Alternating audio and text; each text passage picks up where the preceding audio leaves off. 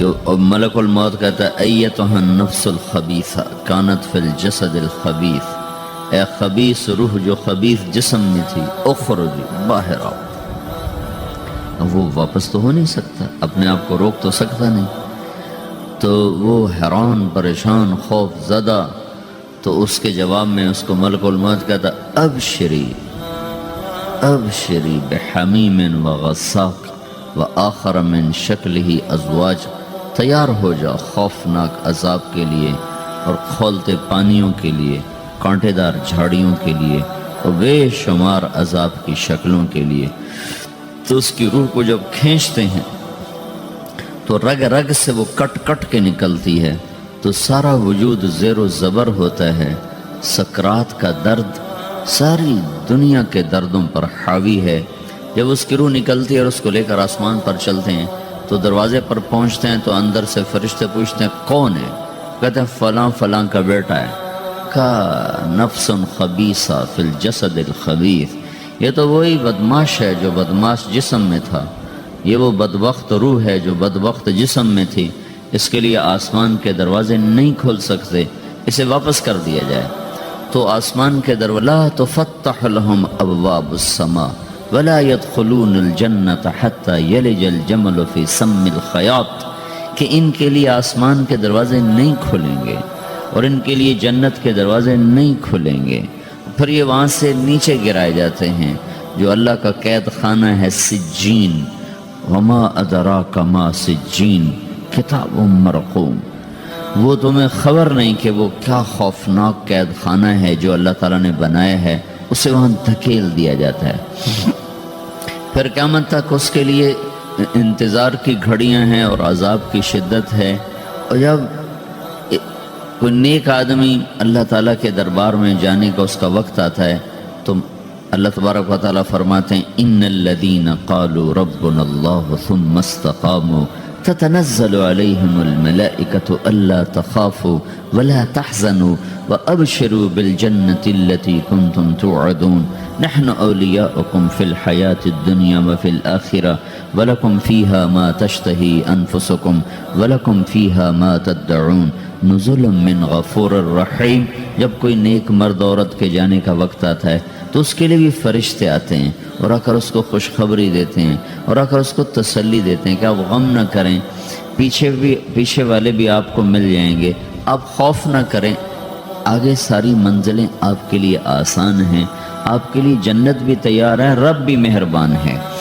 اور حدیث پاک میں آتا ہے کہ ملک الموت اور 4 فرشتے آتے ہیں، وہ 4 فرشتے اس کو سہلاتے ہیں، دباتے ہیں کہ موت کا درد اسے محسوس نہ ہو۔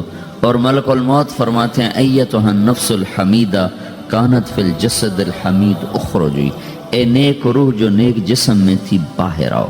کیا کرو؟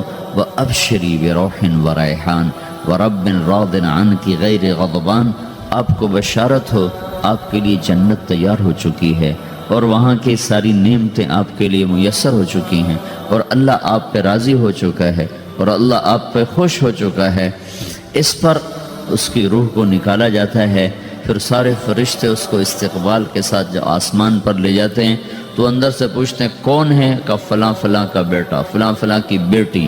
کہتے ہیں نفس حمیدہ فی جسد حمید، یہ تو نیک روح تھی جو نیک جسم میں تھی، مرحبا بہی، اس کو ہم سب استقبال کس کا کرتے ہیں۔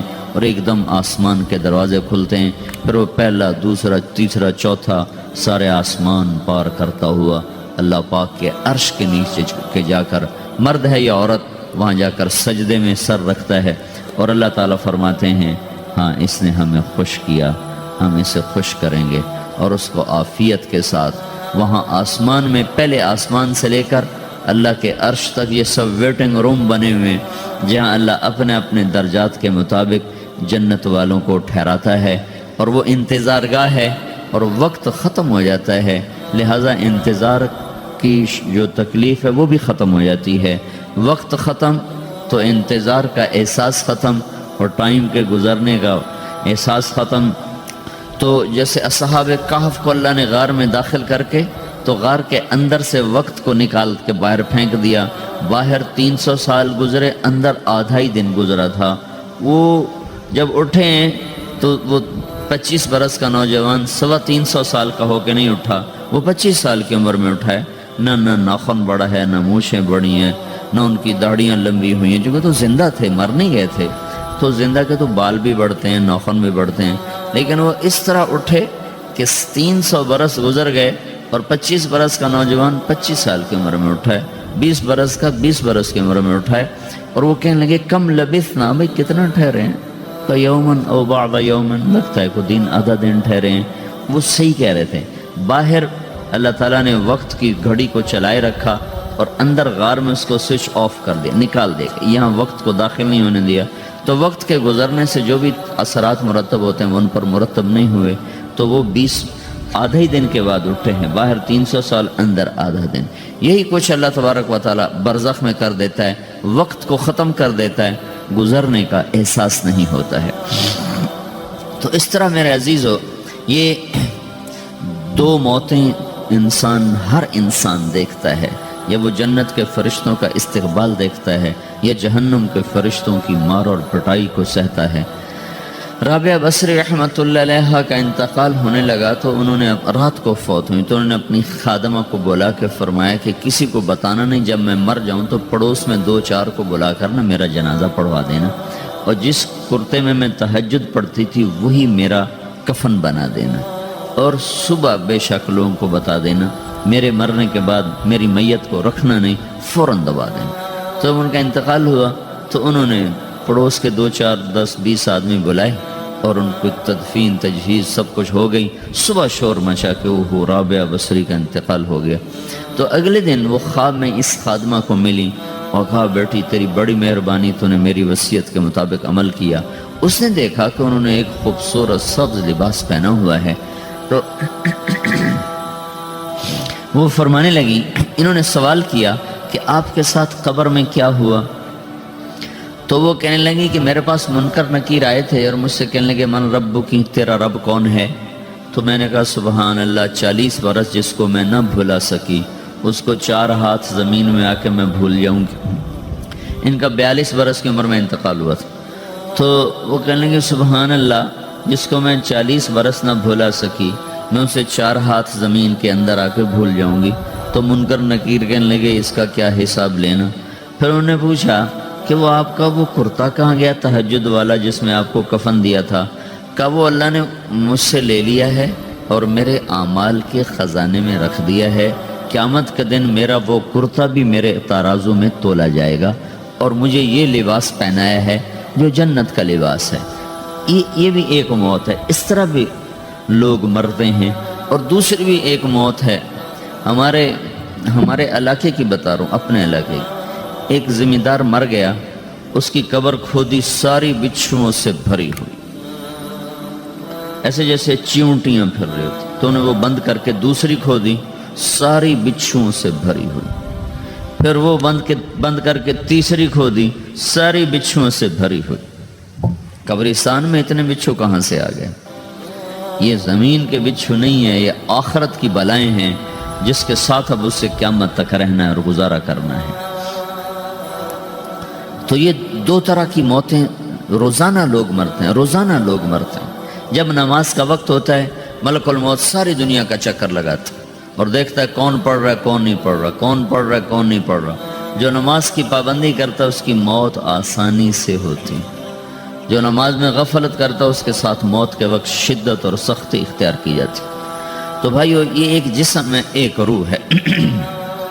روح باقی رہنے والی چیز ہے، جسم مٹ جاتا ہے، پھر اللہ سے قیامت کے دن نیا جسم عطا فرمائے گا، ایک نیا جسم دیا جائے گا۔ روح وہی ہے جو اللہ کے خزانوں میں جمع ہو جاتی ہے۔ نافرمان کی سیاہ کالی روح ہوتی ہے، فرما بردار کی روشن چمکدار روح ہوتی ہے۔ تو اللہ نے کچھ تقاضے جسم کے رکھے ہیں اور کچھ روح کے رکھے ہیں۔ جسم کے تقاضے پورے نہ کرو تو یہ پریشان ہو جاتا ہے، روح کے تقاضے پورے نہ کرو تو یہ پریشان ہو جاتی۔ روح کی پریشانی جسم سے زیادہ ہے، چونکہ روح کی طاقت جسم سے زیادہ ہے۔ جسم مٹی سے بنا ہے، اس کی غذا بھی مٹی سے نکلتی ہے۔ روح آسمان سے ہے، اس کی غذا بھی آسمان سے ہے۔ روح کا تعلق جب تک اللہ سے نہیں جڑتا اس سے بھوک اور پیاس لگتی رہتی ہے۔ جسم کو جب تک روٹی اور پانی نہ ملے یہ تڑپتا اور پریشان رہتا ہے، جیسے اللہ تعالیٰ نے ہمارے جسم میں روٹی اور پانی کی طلب کو بے ساختہ رکھ دیا ہے۔ میں بیان کے دوران بھی پانی پی رہا ہوں، آپ دیکھ رہے ہیں کہ مجھے میرا حلق سوکھ جاتا ہے، مجھے طلب محسوس ہوتی ہے پانی، حلق سوکھتا ہے پانی کی طرف بھاگتے ہیں، بھوک لگتی ہم روٹی کی طرف بھاگتے ہیں۔ یہ ایک ایسا اندر میں آٹومیٹک سسٹم ہے کہ ہم اس کو آف نہیں کر سکتے۔ یہ سوتے سوتے بھی بھوک کی وجہ سے آنکھ کھل جاتی، سوتے سوتے پیاس کی وجہ سے آنکھ کھل جاتی ہے۔ یہ ایسا خود اللہ تعالیٰ نے ساختہ نظام بنایا ہے کہ آپ اپنے جسم میں روٹی اور پانی کی طلب کو نہیں نکال سکتے۔ میرے عزیزو، ٹھیک اسی طرح اللہ نے انسانی روح میں اپنی طلب رکھ دی ہے اور اپنے رسول کی طلب رکھ دی ہے۔ یہ دو طلب ایسی ہیں کہ یہ آپ کے جسم روح سے نکل نہیں سکتی۔ جیسے بھوکا روٹی نہ کھا لے، پیاسا پانی نہ پی لے، اسے چین نہیں آ سکتا۔ وہ روح جو اللہ اور اس کے رسول سے نا آشنا ہے، جب تک وہ وہاں تک پہنچ نہیں جاتی اسے چین نہیں آ سکتا، اس کا اندر پریشان رہے گا۔ 1997 میں جب جنید جمشید سے میری پہلی ملاقات ہوئی تو اس نے مجھ سے یہ سوال کیا کہ مولوی صاحب، ایک پاکستانی نوجوان جس گلیمر کو خوابوں میں دیکھتا ہے، وہ گلیمر تو مجھے زندگی میں ویسے ہی حاصل ہے۔ میرے چاروں طرف زندگی کا رقص ہے اور میری زندگی کی ہر خواہش، ہر السلام علیکم، ویلکم بیک ٹو مسلم سیرہ۔ ایسے ہی بیانات سننے کے لیے ہمارے چینل کو سبسکرائب کریں اور بیل آئیکن کو ضرور دبائیں۔ شکریہ۔ تمنا پوری ہے، اس کے باوجود میرے اندر اندھیرا ہے، میرے اندر خلا ہے۔ مجھے لگتا ہے میں وہ کشتی ہوں جس کا کوئی ساحل نہیں، جس کی کوئی سمت نہیں، جس کا کوئی گھاٹ نہیں۔ یہ کیوں ہے؟ میرے ساتھ تو ایسا نہیں ہونا چاہیے۔ ایک عام لڑکا تو کہتا ہے ہائے کاش یہ ہوتا، اس کو وہ نہیں ہو رہا تو پھر وہ پریشان ہے، ہائے یہ ہوتا، ہائے وہ ہوتا۔ تو میں تو ہائے نہیں کرتا ہوں، میری تو ہر لذت اور خواہش میرے سامنے تشتری میں سجا کے پیش کی جا رہی۔ میں کیوں ایسا کر رہا ہوں؟ میں ہائے ہائے کیوں کر رہا ہوں؟ میرا اندر ویران کیوں ہے؟ میرے اندر میں خلا کیوں ہے؟ یہ وہی خلا ہے کہ وہ روح کی پیاس کو شراب میں بجھانا چاہتا ہے، وہ روح کی پیاس کو لڑکی میں بجھانا چاہتا ہے، وہ روح کی پیاس کو موسیقی سے بجھانا چاہتا ہے، وہ روح کی پیاس کو دنیا کی رعنائیوں میں 5 اسٹار ہوٹلوں سے بجھانا چاہتا ہے۔ روح کیا جانے روٹی کیا ہے، شراب کیا ہے، پانی کیا ہے، عورت کیا ہے، موسیقی کیا ہے، گھنگرو کیا ہے، پائل کیا ہے، چھنکار کیا ہے۔ روح کو ان چیزوں کی کیا خبر؟ امریکہ میں ہماری ایک جماعت تھی تو 4 لڑکے 2 لڑکیاں، 4 لڑکیاں 2 لڑکے مسلمان ہوئے۔ تو ایک لڑکے کا نام رکھا تھا ابراہیم، اور اس کو جب پڑھایا نا کلمہ، انہوں نے کہا ہائے، انہوں نے کہا ہائے، اور دونوں ہاتھ یہاں رکھے سینے پر، دل پر، کہا ہائے۔ تو ہمارے ساتھی ہیں ڈاکٹر اختر، وہ کہنے لگا کیا ہوا کیا ہوا؟ کہنے لگا جب سے ہوش سنبھالا یہ جگہ خالی تھی، یہ تیرے کلمہ پڑھانے پر بھر گئی ہے کہ میری خوشی سے ہائے نکل گئی۔ یہ جگہ خالی رہے گی، یہاں شراب نہیں پہنچ سکتی، یہاں نغمہ اور موسیقی نہیں پہنچ سکتی، یہاں تالے لگے ہوئے ہیں، یہاں تک کوئی آواز نہیں جا سکتی۔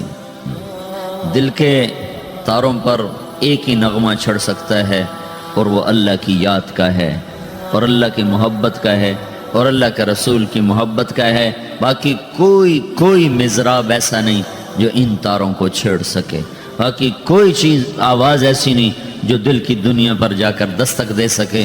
یہاں بند دروازے ہیں، یہاں صرف اللہ پہنچے گا، اللہ کے رسول کا تعلق پہنچے گا، باقی کوئی چیز یہاں نہیں جا سکتی۔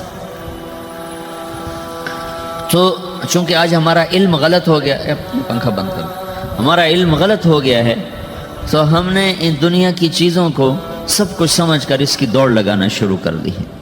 تو روح آسمان سے ہے، اس کا تعلق اللہ سے بناؤ بھائیو۔ اللہ کا تعلق پائے بغیر نہ کوئی مرد مکمل ہے نہ کوئی عورت مکمل ہے، اور چونکہ براہ راست اللہ کو کوئی پا نہیں سکتا، چونکہ وہ ہمارے سامنے نہیں، اس کے اور ہمارے درمیان لاکھوں کروڑوں پردے حائل ہیں، تو اللہ اپنے بندوں میں سے ایک کو منتخب کر کے اپنا رسول بناتا ہے، اس پر اپنا آپ کھول دیتا ہے، پھر اسے کہتا ہے جا لوگوں کو بتا کہ یہ زندگی اللہ کو پسند ہے۔ وہ اللہ کا جو رسول ہے وہ بندوں اور رب کے درمیان واسطہ بن جاتا ہے۔ اللہ نے ہمیں حضرت محمد صلی اللہ تعالی علیہ وسلم جیسا رسول دے دیا۔ اللہ تعالیٰ نے اپنا آپ کسی کو نہیں دکھایا۔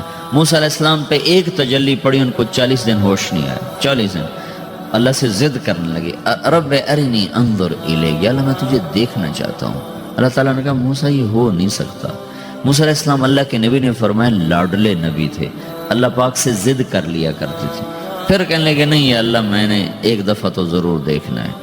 تو اللہ تعالیٰ نے کہا اچھا تم ایسا کرو، میں طور پہ تجلی ڈالوں گا، فَإِنِ اسْتَقَرَّ مَكَانَهُ فَسَوْفَ تَرَانِي، تو میں تجلی ڈالتا ہوں طور پر، اگر طور کھڑا رہا تو تو بھی دیکھ لے گا۔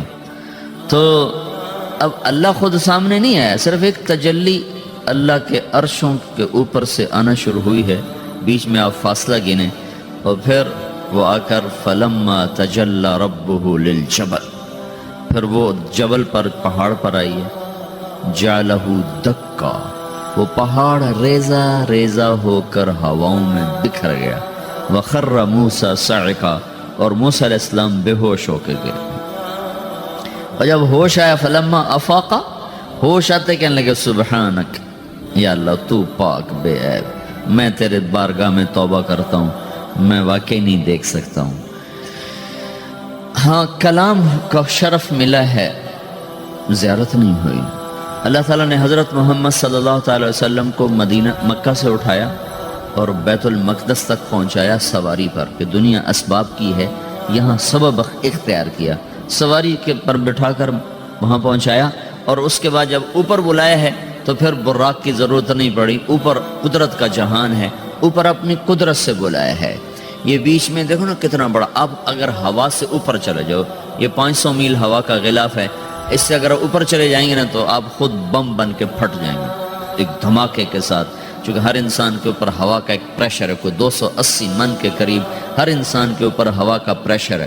اس پریشر کو توڑنے کے لیے میرے اندر خود ایک پریشر بنا ہوا ہے جو اس کو توڑ رہا ہے۔ جب یہ ہوا کا پریشر میرے اوپر سے ریلیز ہو جاتا ہے تو میرا اندر کا اپنا پریشر بم کی طرح پھٹے گا اور مجھے پرزے کر دے گا۔ اس لیے وہ خلائی لباس بنایا جاتا ہے جس میں وہ مصنوعی پریشر دیا جاتا ہے تاکہ اوپر جا کر یہ پھٹ نہ جائیں۔ ہمارے نبی جس کرتے اور تہمد میں تھے اسی کرتے اور تہمد سے بیت المقدس سے چلے ہیں، اور ہوا کو نہیں پار کیا، 7واں آسمان ہی پار کر لی۔ اور پہلے آسمان پر حضرت آدم علیہ السلام نے استقبال کیا ہے، اور دوسرے آسمان پر حضرت عیسیٰ علیہ السلام، زکریا علیہ السلام، یحییٰ علیہ السلام نے استقبال کیا ہے۔ تیسرے آسمان پر حضرت یوسف علیہ السلام نے استقبال کیا ہے۔ چوتھے پر حضرت ادریس علیہ السلام نے استقبال کیا ہے۔ پانچویں پر ہارون علیہ السلام نے استقبال کیا، اور چھٹے پر موسیٰ علیہ السلام نے استقبال کیا، اور ساتویں آسمان پر ایک بیت اللہ دیکھا ہے جس کا طواف ہو رہا ہے۔